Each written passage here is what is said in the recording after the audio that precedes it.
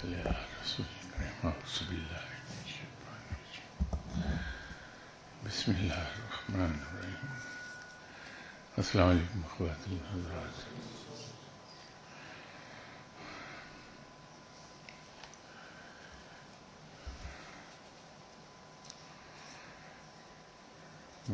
سب سے پہلے تو معذرت چاہتا ہوں، آج لیٹ ہو گیا.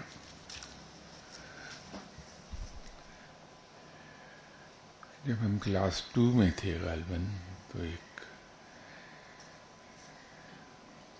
چھوٹا سا چٹکلا ہماری ٹیکسٹ بک میں تھا اردو کی کہ ایک اسٹوڈنٹ لیٹ ہو گیا تھا اسکول سے، تو ٹیچر نے اس سے پوچھا کہ تم لیٹ کیوں ہو گئے؟ تو اس نے کہا کہ صاحب چونکہ بارش بہت ہوئی ہے تو سڑک پر پھسلن اتنی تھی کہ میں ایک قدم آگے جاتا تھا 2 قدم پیچھے پھسل جاتا تھا، تو چلتے چلتے دیر ہو گئی. تو میں یہ تو نہیں کہوں گا کہ میں 1 قدم آگے لیتا تھا 2 قدم پیچھے پھسل جاتا تھا، لیکن لیٹ ہونے کا تعلق سڑکوں کی کھدائی سے ضرور ہے.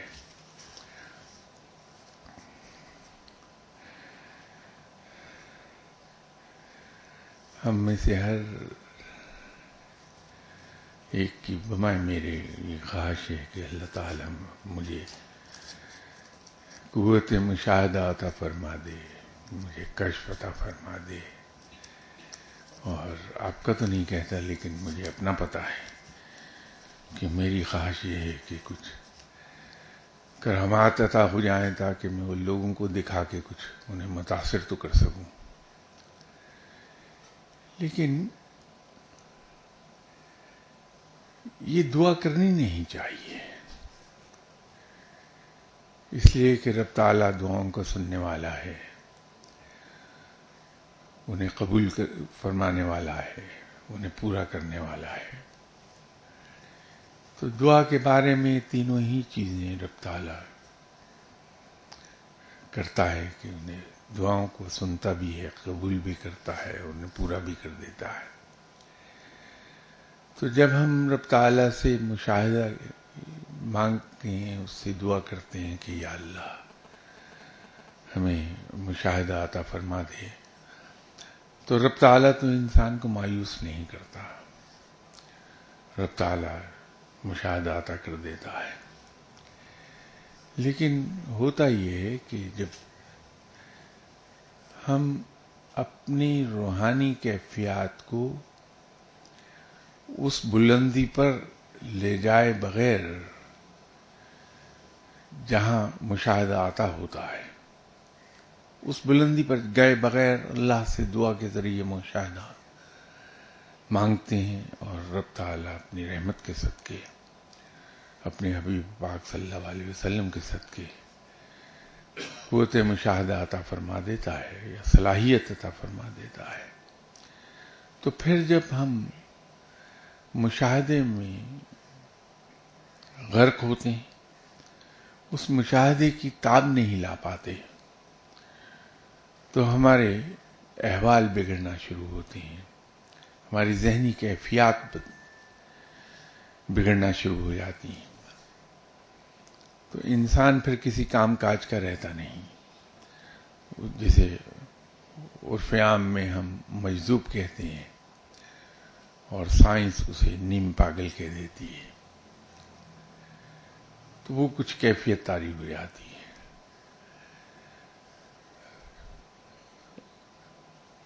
کوئی ہماری طرح کا شاگرد ہوگا، اس نے اپنے شیخ سے درخواست کی کہ شیخ میں رب سے بھی دعا کرتا رہتا ہوں کہ مجھے مشاہدہ عطا فرما دے، اور آپ سے بھی درخواست ہے میری کہ آپ مہربانی فرمائیے اور مجھ پہ نظر عنایت کر دیں اور مشاہدہ مجھے حاصل ہو جائے. شیخ منع کرتے رہے، لیکن وہ صاحب باز نہیں آئے. تو ایک دن پھر شیخ نے تنگ آ کر کہا کہ اچھا تم پہلے ایک کام کر لو، اس کے بعد میں تمہیں مشاہدہ عطا کر دوں گا. تو تو اس کو اپنے سامنے بٹھایا اور فرمایا کہ تم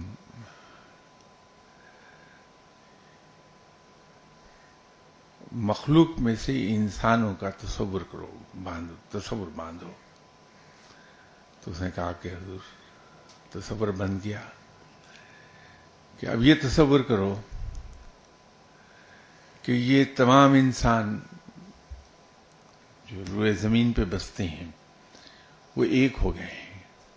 تو اس نے کہا یہ تصور کر لیا میں نے. اب یہ تصور کرو کہ یہ تمام انسان ایک انگشتری میں بند ہو کر تمہارے سامنے پڑے ہیں. تو کچھ دیر تو لگی لیکن کر لیا. کہا یہ ہو گیا حضور. مرشد نے پھر یہ کہا کہ اب تصور کرو کہ تمام جنات تمہارے سامنے اکٹھے ہیں پوری کائنات کے. تو اس نے تصور کیا اور تصور کر کے کہنے لگا کہ صاحب کر لیا تصور کہ اب انہیں یکجا کرو. تصور میں وہ یکجا ہو گئے. انہیں انگوٹھی میں بند کرو. تو کر لیا. تو پھر شیخ نے کہا کہ اب یہی عمل فرشتوں کے لیے دہراؤ. تو وہ بھی ہو گیا. تو اس پر شیخ نے کہا کہ یہ تو ہو گیا، اب ایک کام کرو، ان تینوں انگوٹھیوں کو ایک انگوٹھی میں جمع کر کے اس کا تصور باندھو. اب وہ سٹرگل کرتے رہے، وہ ہو نہیں، وہاں اندھیرا چھا جائے آنکھوں کے سامنے. تو کافی دیر کوشش کے بعد کہا کہ حضور یہ تو نہیں ہوتا، اندھیرا چھا جاتا ہے. کہا کہ اس لیے میں تمہیں کہتا ہوں کہ پہلے روح کو اس بلندی تک لے جاؤ کہ اس بلندی پر پہنچ کر تمہیں مشاہدہ حاصل ہو جائے. تو جب رب کی طرف سے مشاہدہ حاصل ہوگا تو پھر یہ نہیں ہوگا، پھر اندھیرا نہیں چھائے گا آنکھوں کے سامنے. اسی طرح علوم کا معاملہ بھی ہے.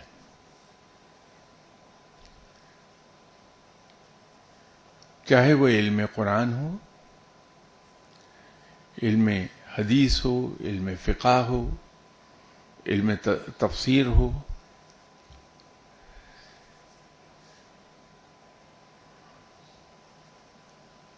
یا دنیاوی علوم ہو. تو دنیاوی علوم کا تو ہم سب کو تجربہ ہے کہ ہم پری اسکول سے شروع ہوتے ہیں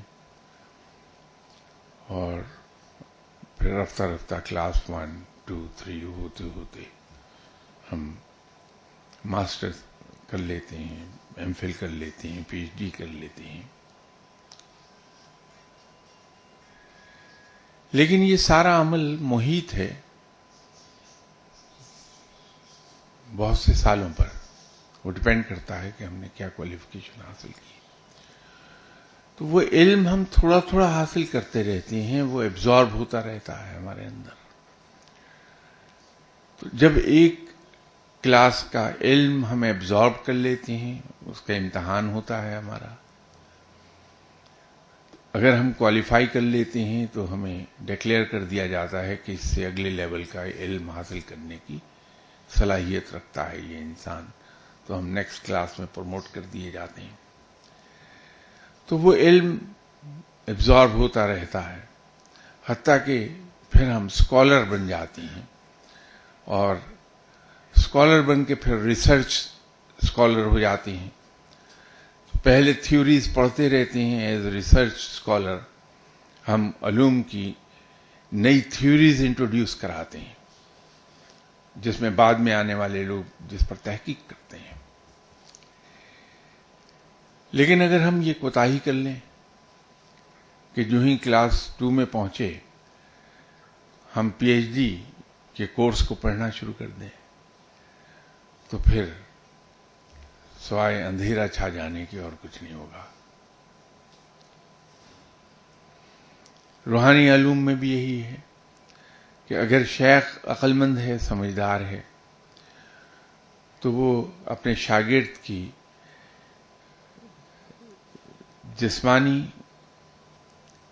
ذہنی اور روحانی کیفیات، ان تینوں کو اپنے سامنے رکھ کے، مد نظر رکھ کے، وہ بہت میئرڈ ڈوز دیتا ہے.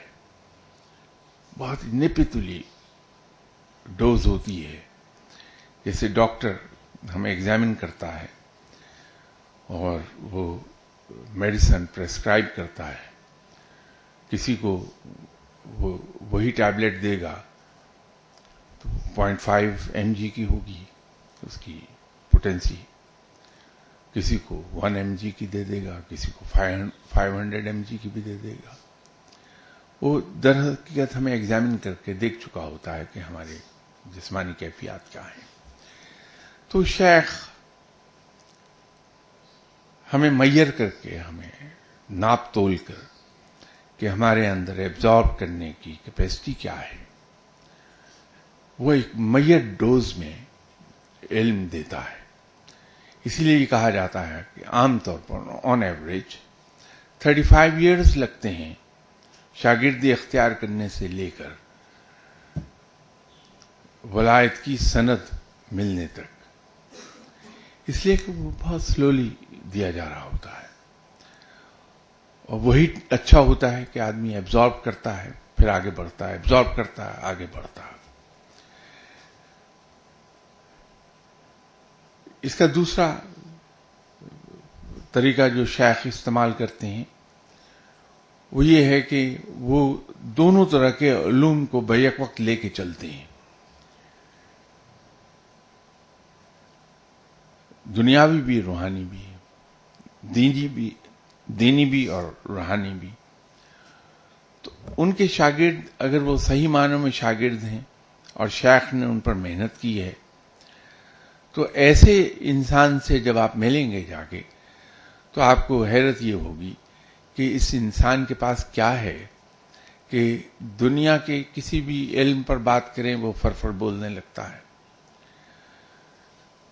دینی علم پر بات کریں تو وہ فرفر بولتا ہے، روحانی علم پر بات کریں تو وہ روانی سے بولتا ہے.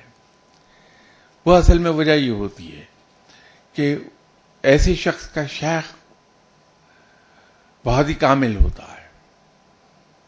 تو شیخ نے بہت اس کو، جیسے آٹے کی بوری ہے، کہا ہی جاتا ہے کہ بوری کی کیپیسٹی 100 کلو ہے، تو ہم اس میں یکلخت اگر آٹا ڈال دیں تو 100 کلو کبھی نہیں آتا، میں بھی 70 کلو 75 کلو.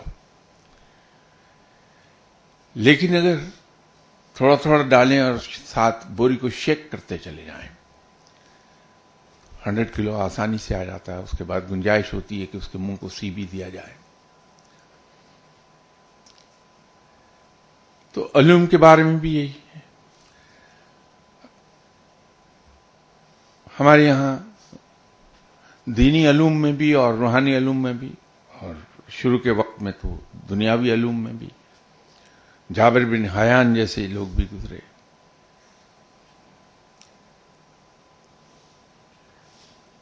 بڑے بڑے اسٹالورٹس ہمارے یہاں پیدا ہوئے ہیں، دنیاوی علوم میں، مذہبی علوم میں، دینی علوم میں اور روحانی علوم میں. جناب امام اعظم حضرت امام ابو حنیفہ رحمۃ اللہ علیہ صاحب،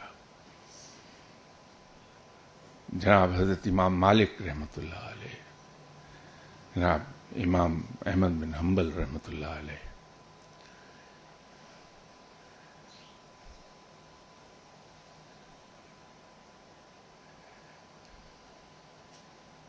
یہ دینی علوم میں اسٹالورٹس ہیں. روحانی علوم میں ہمارے یہاں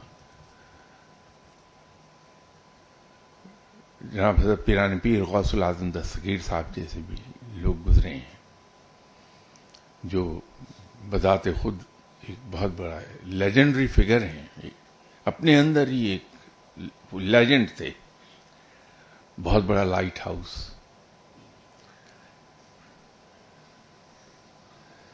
مولانا روم کو ایک جدت نصیب ہوئی اور وہ ایسی ہے جو ہمارے یہاں بہت کم لوگوں کو نصیب ہوگی کہ امریکہ اور یورپ، بالخصوص امریکہ، مولانا روم کی تعلیمات پر بڑی گہرائی سے اس پر تحقیق کر رہے ہیں آج کل. یہ ان کا ایک بہت بڑا اعزاز ہے کہ پوری دنیا میں ان کے علوم پر، ان کی کتابوں پر، ان کی کہی ہوئی باتوں پر تحقیق ہو رہی ہے، اور کرنے والے زیادہ تر نان مسلم، غیر مسلم ہیں.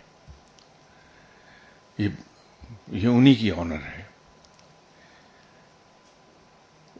ان کو شاید یہ آنر اس لیے مل گئی کہ یہ اپنے مرشد سے، جناب شاہ شمس تبریز رحمۃ اللہ علیہ صاحب، ان سے ملاقات سے پہلے مولانا تھے. تو آپ نے ایک کمال حاصل کیا دنیاوی علوم میں، دینی علوم میں، اور جب مرشد سے ملاقات ہو گئی تو پھر روحانی علوم میں بھی. تو ان کو بڑی جلدی کمال حاصل ہوا، صرف اس لیے کہ ان کی بنیادیں بنی ہوئی تھیں دنیاوی علوم میں اور دینی علوم میں.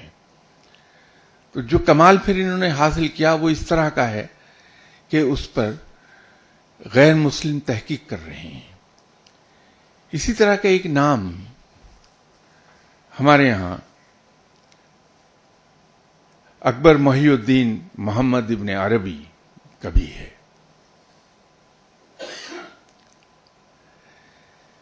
لیکن مسئلہ ان کے ساتھ ایک بن جائے گا کہ انہوں نے جو کتابیں لکھی ہیں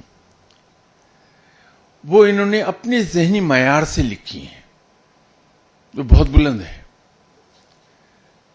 تو اگر جیسے میں نے عرض کیا تھا کہ کلاس 2 کا اسٹوڈنٹ پی ایچ ڈی کی کتابوں کو پڑھنے لگے گا تو سوائے اندھیروں کی اور کچھ نہیں ہے.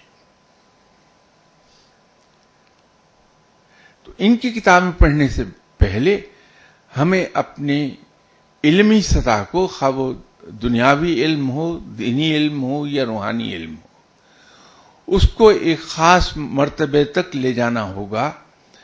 اس مرتبے پر پہنچ کر علم کے جب ہم ان کو پڑھیں گے تو ایک نئی روشنی ملے گی.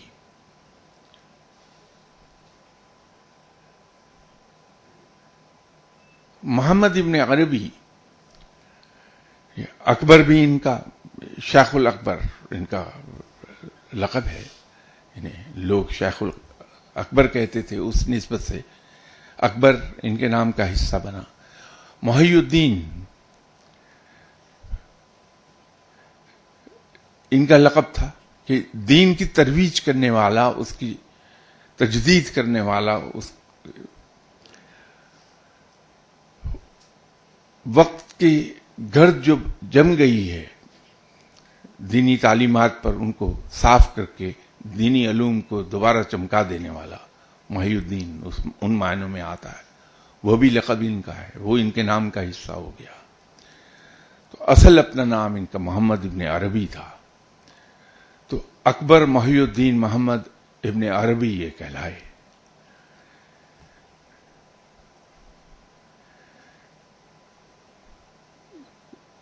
غالباً ان کی پیدائش اگر مجھے صحیح یاد ہے تو 1665 عیسوی کی ہے، 25 جولائی 1665،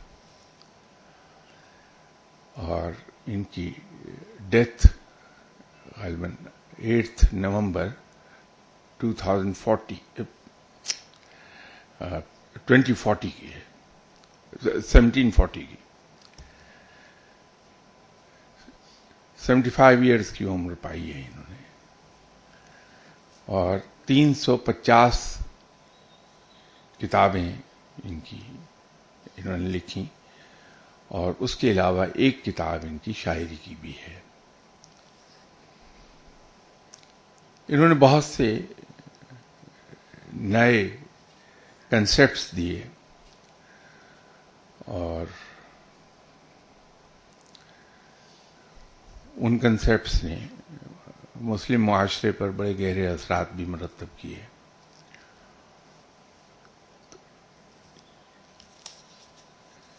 انہی کی ایک کتاب روحانی اسفار سے کسی صاحب نے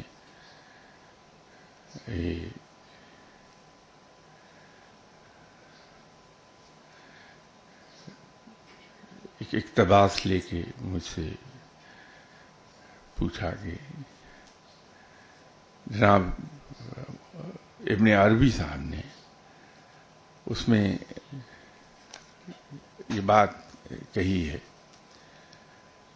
کہ انسان کا سفر ہر وقت جاری رہتا ہے، اور وہ سفر کس طرح ہر وقت جاری رہتا ہے، تو اس کو انہوں نے اپنے زبان میں یوں فرمایا کہ اس تک سفر، دوسرا فیز ہے اس میں سفر، اور تیسرا فیز ہے اس سے سفر۔ یہی گفتگو کرتے ہوئے ایک زمانے میں نے عرض کیا تھا کہ یہ روحانیت کی تعلیم میں 2 درجات ہوتی ہیں ہمیشہ۔ کوئی بھی شیخ اس سے باہر نہیں جاتا،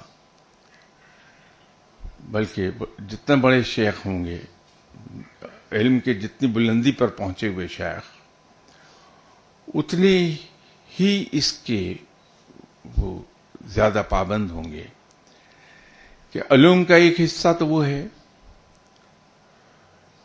جو عام لوگوں کے سامنے بیان کیا جا سکتا ہے، لیکن علوم کا ایک اور حصہ ہے جو صرف خواص کے لیے ہے۔ خواص سے مراد یہ نہیں جو ہمارے یہاں وی آئی پیز ہیں، بلکہ خواص سے مراد یہ ہے کہ وہ لوگ جو علم کے میں کافی آگے چلے گئے ہوئے ہیں، جن کو شیخ نے چنا ہے کہ ان کو میں ایڈوانس لیول کا علم ڈسپینس کروں گا، ان کو وہ خواص ہیں۔ تو جب علوم کا وہ حصہ بیان کیا جاتا ہے تو شیخ بند کمرے میں صرف انہی مخصوص لوگوں کے سامنے بیان کرتے ہیں۔ اسی طرح ایسے لوگوں کی لکھی ہوئی کتابوں کو، کی لکھی ہوئی کہی ہوئی باتوں کو ہم جتنی بار بھی پڑھیں گے، جتنی بار بھی سنیں گے، اس سے نئے معنی ہمیں سمجھ آئیں گے، اس لیے کہ وہ اتنی گہری باتیں ہوتی ہیں کہ وہ تہ در تہ اس کے مطلب نکلتے ہیں۔ تو جب ہم ایک مطلب سمجھ جاتے ہیں اچھی طرح، ان کی کہی ہوئی اسی بات کو جب دوبارہ سنیں گے تو چونکہ ہم اس کا ایک تہ کو ہم سمجھ چکے، تو اگلی تہ خود بخود ہمارے سامنے کھلتی ہے۔ تو ہم یہ کہتے ہیں کہ اس شیخ کی بات کو جتنی بار سنو، جتنی بار پڑھو، نئے معنی ہی سمجھ میں آتے ہیں۔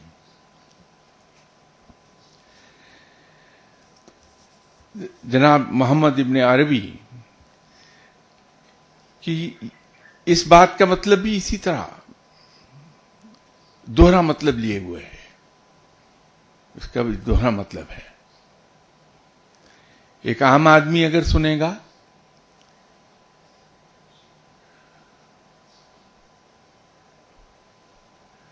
تو وہ اس کو یہ سمجھے گا کہ یہ جو انہوں نے کہا کہ اس تک سفر، یہ دنیاوی زندگی ہے ہماری جو ہم گزار رہے ہیں، اور اس پر نظر رہتی ہے ہماری کہ جو کچھ ہم یہاں کر رہے ہیں کل کو ہم نے اس کا حساب دینا ہے، تو یوم حساب پر نظر رہتی ہے۔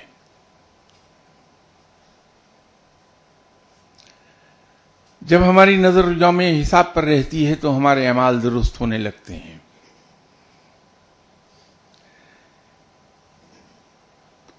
اس میں سفر جو یوم حساب ہوگا، اس دن جو کچھ بیتے گی، جس میں سے ہر آدمی گزرے گا، جس پروسیس سے، وہ اس میں سفر ہے۔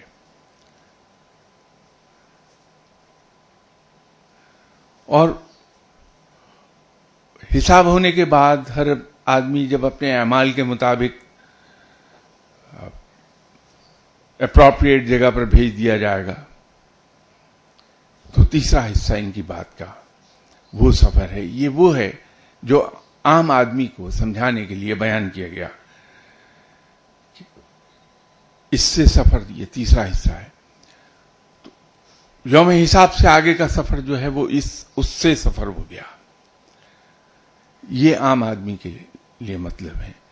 لیکن اس کے روحانی مطلب بھی ہیں. روحانی سفر میں بھی اس سے مطلب ہے کہ ہم اگر ہماری نظر اس بات پر ہے کہ ہمیں رب تعالیٰ کا قرب حاصل ہو جائے تو اس کے لیے ہم اس کی اطاعت کرتے ہیں, اس کی بندگی کرتے ہیں, اور اس طرح سے بندگی کرتے ہیں جس طرح سے بندگی کرنے کا حق ہے. تو اس بندگی کے نتیجے میں جب رب راضی ہوتا ہے تو ہمیں اپنا قرب عطا فرماتا ہے, اپنی دوستی عطا فرماتا ہے. تو پہلا حصہ اس تک سفر مکمل ہو گیا اس بندگی کے ذریعے سے. جب ہمیں قرب حاصل ہو جاتا ہے تو ہم حالت مشاہدہ میں جاتے ہیں. ہمیں مشاہدہ حاصل ہوتا ہے, ہمیں کشف حاصل ہوتا ہے. رب تعالیٰ اپنے اسرار کی جس حد تک وہ چاہتا ہے ہر انسان کو اس کی استطاعت کے مطابق سیر کراتا ہے. تو اس روحانیت میں رہتے ہوئے وہ جو سفر کرتا ہے, جو مشاہدے کرتا ہے, جو واردات پیش آتی ہے, جو وہ محسوس کرتا ہے, یہ وہ سفر ہے جو اس میں سفر کا حصہ ہے.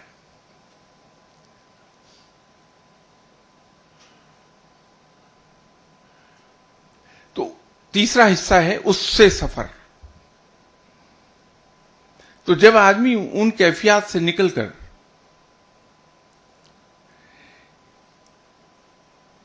اس حالت میں چلا جاتا ہے کہ مجھے صرف رب چاہیے, یہ کچھ نہیں چاہیے, رب سے بھی کہنے لگتا ہے کہ یا باری تعالیٰ مجھے تو چاہیے, تو اپنا آپ مجھے عطا فرما, مجھے کچھ نہیں چاہیے, اس کو لے جا, مجھے اپنا آپ دے دے, اپنا ذکر چھوڑ دے میرے پاس. تو یہ اس سے سفر شروع ہو گیا آگے کا. اب اس میں ترک سفر کی فضیلت بیان کی ہے. اصل نقطہ وہ ہے جس کو ہم مانیں گے نہیں کبھی. وہ اس سارے سفر کو نیگیٹ کرتے ہیں محمد ابن عربی.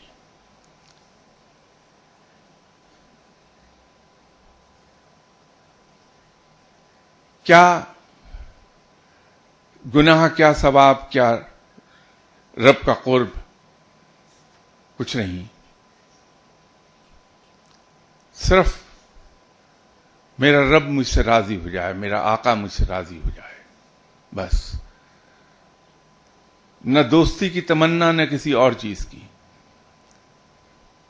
صرف یہ کہ میرا رب مجھ سے راضی ہو جائے. جب بندگی رب کی اس نیت سے کوئی کرتا ہے کہ میرا رب مجھ سے راضی ہو جائے, کیونکہ وہ مالک ہے, وہ آقا ہے, میرا آقا مجھ سے راضی رہنا چاہیے,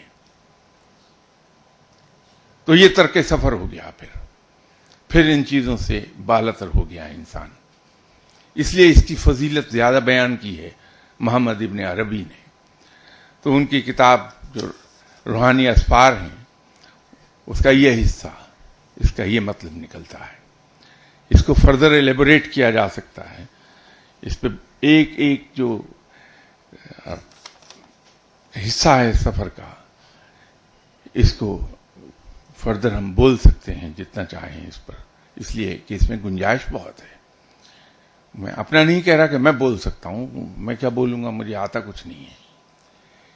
لیکن اس میں گنجائش اتنی ہے ان کی اس بات کی, اتنی گہری بات ہے, اس میں وزڈم اتنی ہے کہ صرف اسی حصے کو اگر ہم پکڑ لیں, اس تک سفر, تو وہ سفر کیسے طے ہوگا, اس کے آداب کیا ہوں گے, صرف اسی پر اگر بولا جائے تو کئی گھنٹے بولا جا سکتا ہے اس پر. تو یہ تو آپ کا چونکہ وقت بڑا قیمتی ہے, تو آپ کے وقت کے پیش نظر میں نے مختصراً جتنا میں عرض کر سکا کر دیا.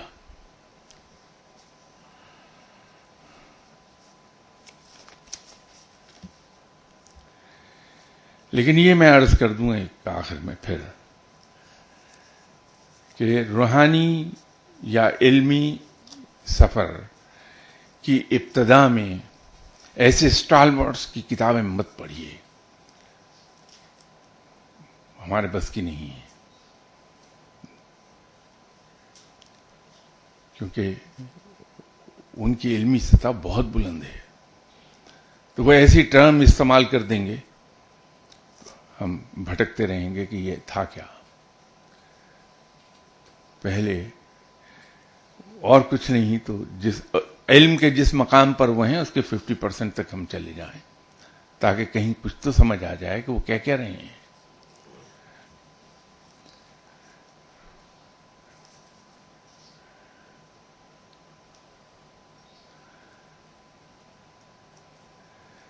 لوگ بہت ضد کرتے رہتے ہیں کہ حروف مقطعات کی بات کریں.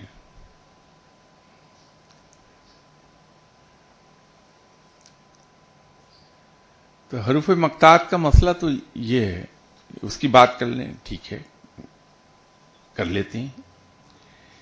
لیکن اگر ایک ہی حروف مقطعات میں سے ایک حرف پکڑ لیا، مثال دے رہا ہوں، کوئی سا ایک حرف پکڑا جا سکتا، سواد پکڑ لیجئے. سواد کے بارے میں محمد ابن عربی جیسے لوگوں کا کہنا یہ ہے کہ اس کی وسعت اتنی ہے کہ سواد کے دو کونے ہیں جہاں سے سواد بینڈ لیتا ہے، ایسے یہاں سے شروع ہو کے اور جہاں اس کا یہ سرا آخری آتا ہے، کہ اگر پیدل چلنا شروع کرے تو اس کی وسعت اتنی ہے کہ پورا 12 گھنٹے کا ایک دن چاہیے اس فاصلے کو طے کرنے کے لیے. پیدل اس کی وسعت یہ ہے. اگر اس کو بیان کر دیا جائے کہ اس کے مطلب کیا ہے سواد کا، اس کے معنی کیا ہیں، یہ کس چیز کو ظاہر کرتا ہے،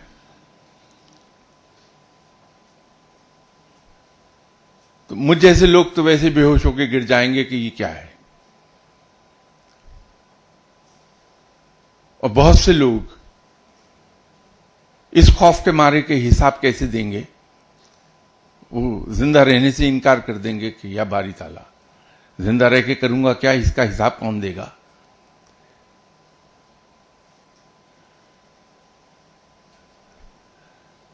تو یہ انہی اولیاء کرام کو دکھایا جاتا ہے جو ولایت کے بڑے درجے پر جا پہنچے، تو وہاں حروف مقطعات کو وہ دیکھتے ہیں لوح محفوظ پر لکھا ہوا،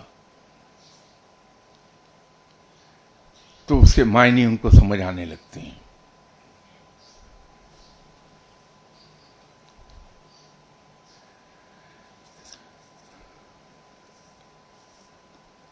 انسان کا علم کا ایک مقام جب تک آ نہ جائے ایسی چیزوں کو ہاتھ لگائیے نہیں.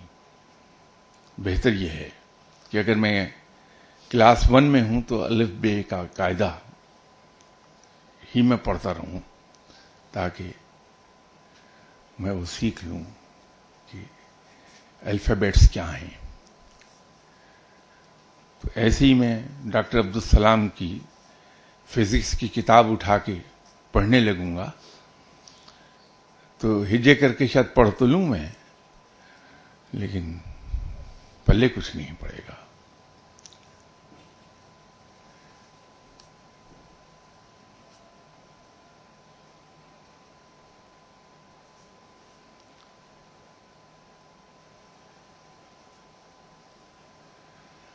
یہ سوال میں اصل میں خود ہی نہیں سمجھ سکا، یہ ایگزیکٹلی وہ ہو گیا میرے ساتھ جو ابھی میں ایکسپلین کر رہا تھا. یہ سوال خاصا عالمانہ ہے، میری ذہنی سطح سے کہیں بلند، تو میں اسے سمجھ نہیں پایا. اگر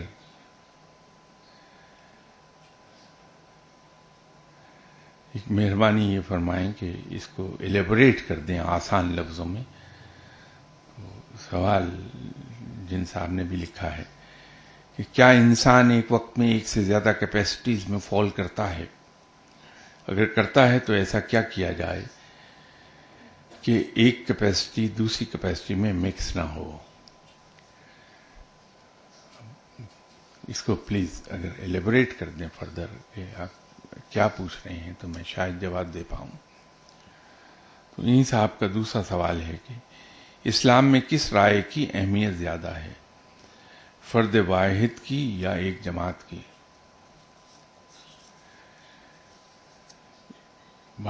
بڑی سادہ سی ایک بات ہے. مشاورت کو اسلام میں بہت ہی بنیادی اہمیت حاصل ہے.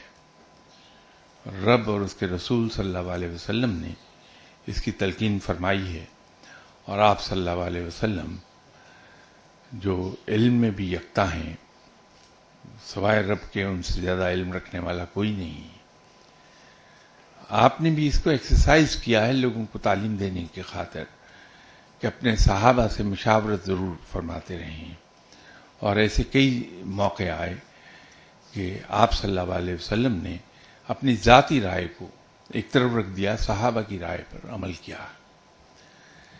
تو اگر اس کو ہم دیکھیں تو مشاورت کا جو معیار مقرر کیا اسلام میں وہ یہ ہے کہ مشاورت شہر کے اہل دانش اور اہل علم کے ساتھ کیا جائے، جن کی علم و حکمت اور عقل و دانش اور پرہیزگاری اور تقوی اس پر سارے مسلمان متفق ہوں کہ یہ صاحب الرائے شخص ہیں، تو ان سے مشورے کا حکم دیا گیا. تو اس سے بات بہت واضح ہو جائے گی کہ اسلام میں کسی جماعت کو اہمیت ہے مشورے میں، یا صاحب رائے ہونے کو، صاحب علم، صاحب علم و حکمت، صاحب تقوی اور پرہیزگار ہونے کی اہمیت ہے.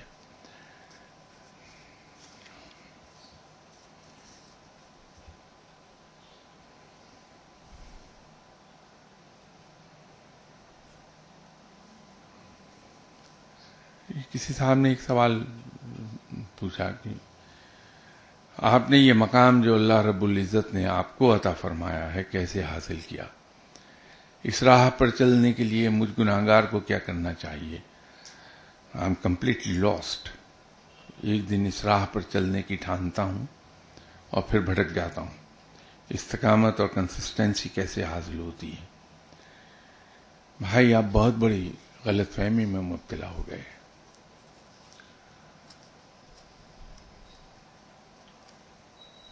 میری دیانتدارانہ رائے اپنے بارے میں یہ ہے کہ میں دنیا کا سب سے گنہگار ترین شخص ہوں. آپ چراغ لے کے بھی ڈھونڈیں گے تو مجھ سے گنہگار دوسرا دکھائی نہیں دے گا آپ کو.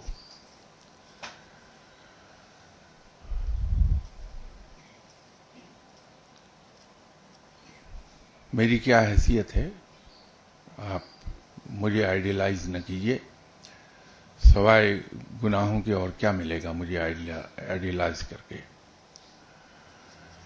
آپ نے آئیڈیلائز کرنا ہے تو ایک ہستی میں عرض کر دیتا ہوں جن سے میں کلاس 5 سے عشق پالے ہوئے ہوں، اور وہ عشق آج بھی جاری ہے میرا. وہ ہیں حضرت علی کرم اللہ وجہہ.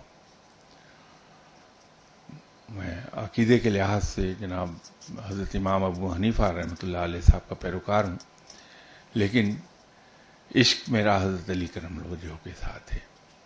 تو ان کو آئیڈیلائز کر لیجئے، آپ آسانی سے آپ صلی اللہ علیہ وسلم کی دہلیز تک جا پہنچیں گے. بہت آسانی سے پہنچیں گے آپ وہاں. اور وہاں ایک بار جب جو شخص پہنچ جائے آپ صلی اللہ علیہ وسلم کی دہلیز تک تو سمجھیے کہ آپ صلی اللہ علیہ وسلم رب تک پہنچا دیں گے.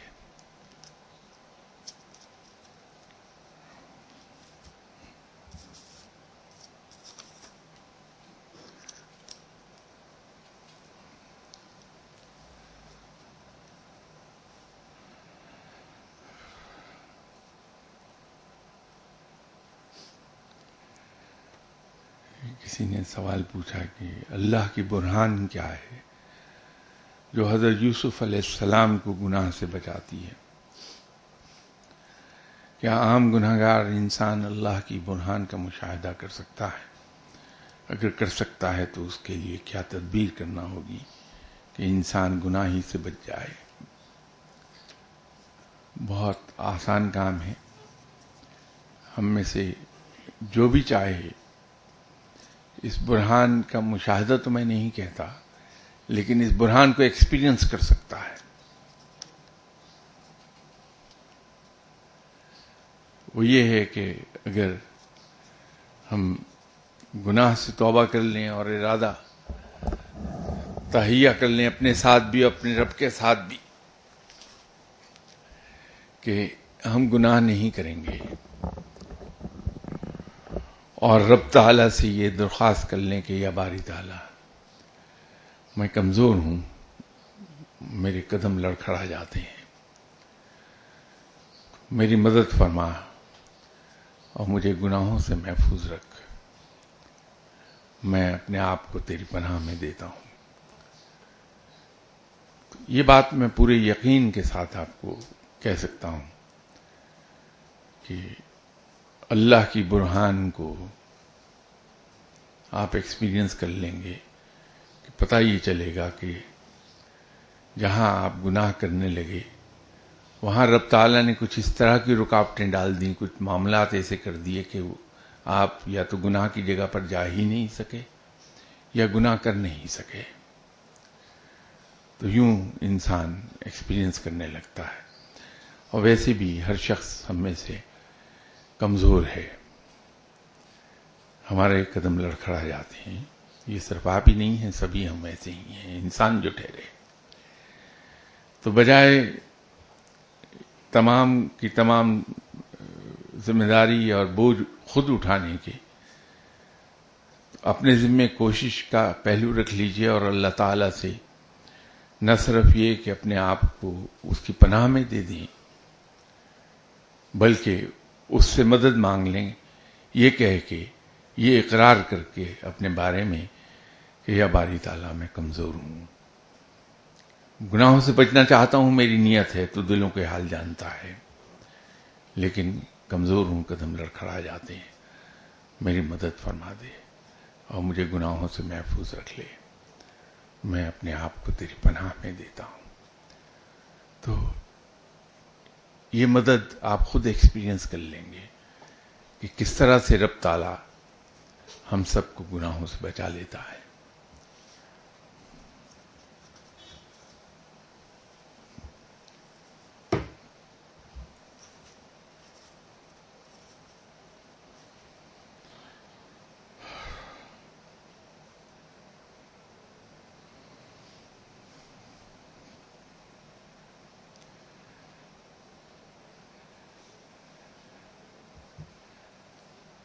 کسی صاحب نے ایک سوال پوچھا ہے کہ I don't ask for much except Allah's friendship and His forgiveness.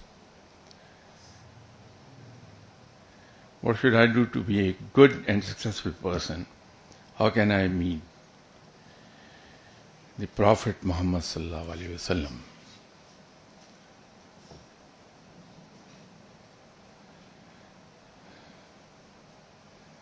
ابھی تھوڑی دیر پہلے میں عرض کر رہا تھا کہ جب ترک سفر کر لے انسان، رب تعالیٰ کو ایک بات عرض کر دے کہ یا باری تعالیٰ میں ہوں تو تیرا گناہگار بندہ، تیرا عاجز بندہ، لیکن تو دلوں کے حال جانتا ہے، تو جانتا ہے کہ میں تجھے اپنا آقا، اپنا مولا سمجھتا ہوں.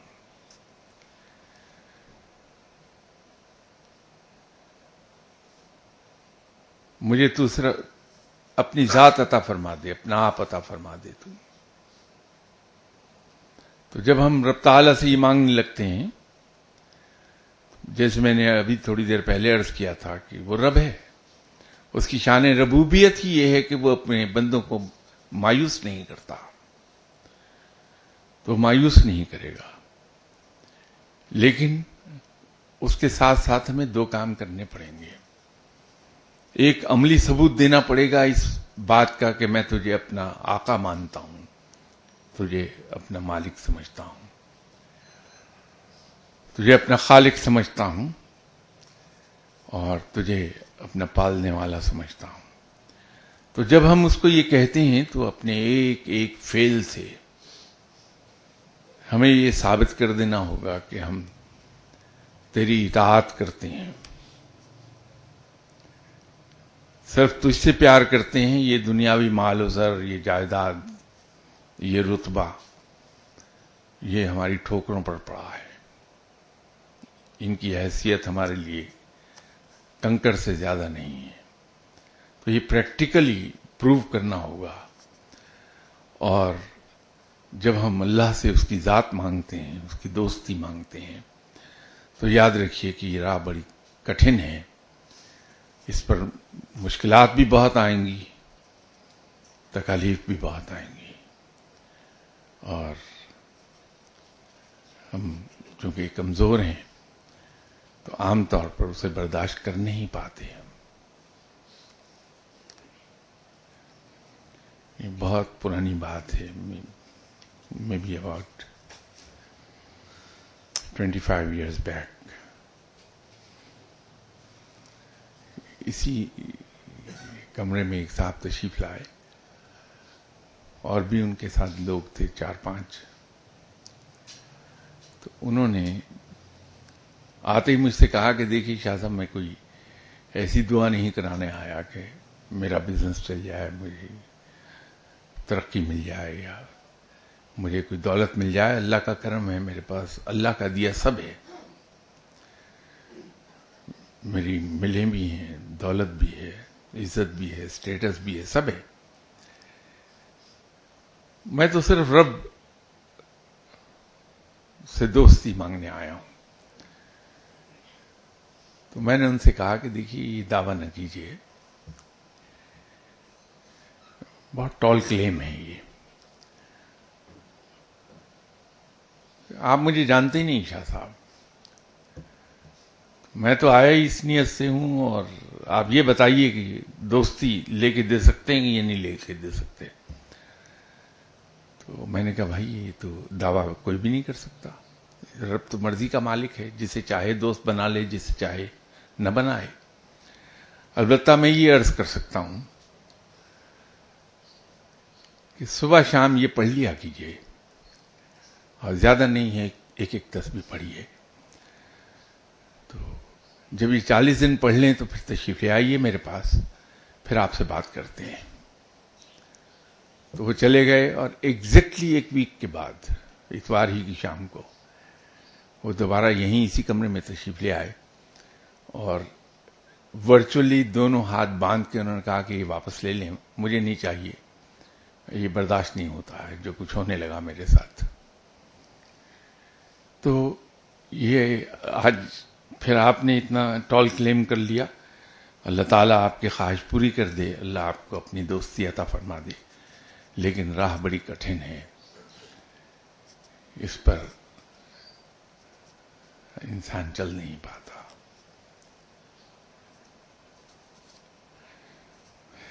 انشاءاللہ تعالیٰ اگلی اتوار بشرط زندگی آپ سے ملاقات ہوتی ہے۔ السلام علیکم۔